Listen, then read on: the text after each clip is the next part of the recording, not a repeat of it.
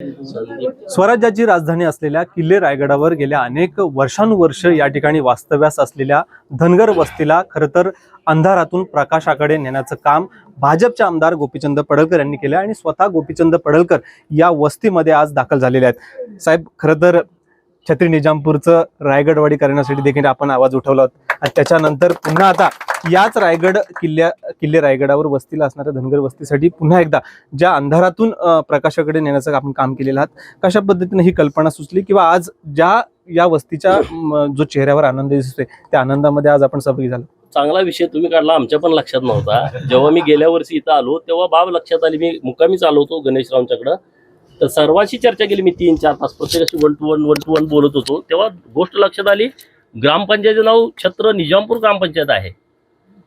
कसं काय होऊ शकते, कसं प्लॅन केलंय बघा। महाराजांच्या राजधानीचं ठिकाण आणि ते छत्र निजामपूर ग्रामपंचायतीच्या अंतर्गत। मी तेव्हाच यांना शब्द दिला, आपण हे नाव बदलू। दुसऱ्या दिवशी जाऊन माननीय मुख्यमंत्री महोदयांना भेटलो, मला असा विषय आहे। म्हणजे मला वाटतंय 17 दिवसाच्या आतमध्ये महाराष्ट्रातलं पहिलं एखाद्या गावाचं नाव बदलण्याचा निर्णय घेतला असेल 17 दिवसात। म्हणजे मला आठवते 18 मार्चला अधिवेशनाचा शेवटचा दिवस होता आणि माननीय मुख्यमंत्री महोदय यांच्या आदेशानं ग्रामविकास खात्याचे मंत्री माननीय जयभाऊ गोरे यांनी सभागृहात घोषणा करून टाकली आणि ते अधिवेशनातलं शेवटचीच घोषणा होती की छत्र निजामपूर ग्रामपंचायतचं नाव बदलून रायगडवाडी करण्यात येत आहे। याचा आनंद आहे ना, माझ्यासारख्या कार्यकर्त्याला एवढं पुण्याचं काम मिळालं। अनेक लोक इथं मला अरे कसं काय नाव राहिलं, कसं काय नाव राहिलं, आम्ही इतके लोक इथे येतोय। आता म्हटलं काय माहित, महाराजांचा मला आशीर्वाद आहे, त्यांनी माझ्या हातून हे काम करून घेतलं। गावातल्या लोकांनी सांगितलं की असा प्रॉब्लेम आहे आणि हे माझा विषय नाही, हे मुख्यमंत्री देवाभाऊंचं हे काम आहे। कारण नेतृत्व नुसतं छत्रपती शिवाजी महाराजांचं नाव घेणं आणि काम वेगळं करणं अशी काही लोक आहेत, परंतु छत्रपती शिवाजी महाराजांच्या विचाराला साजेसं काम करणारं नेतृत्व कोण असेल 1960 नंतर ते माननीय देवेंद्र फडणवीस साहेब। का औरंगाबादचं संभाजीनगर करणं याला जमलंच नाही। स्वतः हिंदू हृदय सम्राट बाळासाहेब ठाकरे साहेब बोलले 1988 ला आमकाच मैदानावरती, मी आजपासून औरंगाबाद म्हणणार नाही, मी संभाजीनगर म्हणणार।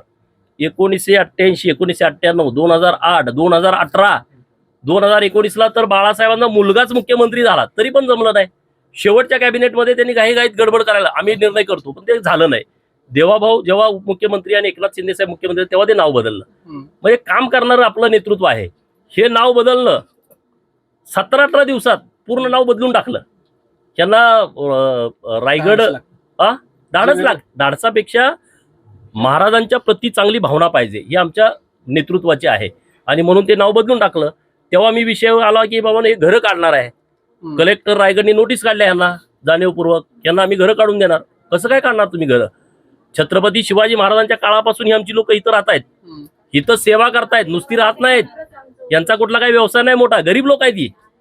यांचा फक्त बघा देवाऱ्यात महाराजांचा फोटो आहे, छत्रपती शिवाजी महाराजांचा फोटो देवाऱ्यात पूजणारे हे सगळे 25 कुटुंब आहेत। आणि जेव्हा कुणी इकडं रायगडावरती येत नव्हते, गर्दी नव्हती, आता सुविधा झाल्या, आता लोक येत आहेत, तेव्हा ही सगळी लोक महाराजांच्या समाधीचं डागडुजी करणं, तिथले निगराणी करणं, तिथली स्वच्छता राखणं, महाराजांच्या समाधीची रोज पूजा करणं ही सगळी मंडळी करत होती ना। तेव्हापासूनची ही लोक आहेत, ही काय आजकाल अतिक्रमण केलंय कुठं गायरांमध्ये महाराष्ट्र शासनामध्ये लोक असं नाही आहे। त्यांना तुम्ही नोटीस देता काढून टाकतो म्हणून मी भेटायला आलो। हे सगळं बघितलं, सगळी परिस्थिती बघितली। इथं अंधार गुडूक, दुपारी कधी पण या काही या, बाहेर इतका उजेड आहे, ऊन आहे, इथं अंधारच असतोय। इथं काय नाही बघा, खिडकी नाही, काय नाही, सगळी परिस्थिती अशी। आणि म्हणून यांना मी शब्द देऊन गेलो की तुम्हाला मी काहीतरी व्यवस्था करून देतो लाईटची। आमचे फ्लिपकार्टचे माननीय संजय कुलकर्णी साहेब अध्यक्ष आहेत, त्यांना विनंती केली, तात्काळ मान्य केलं त्यांनी। सर्व लागणारा 25 घराला लागणारा सर्व निधी त्यांनी उपलब्ध करून दिला। आमचे विक्रम गोडके पंढरपूरचे मस्के सर त्यांनी लगेच येऊन ही सगळी व्यवस्था केली आणि आज सगळ्यांच्या घरामध्ये लखलखाट करून टाकलेला आहे।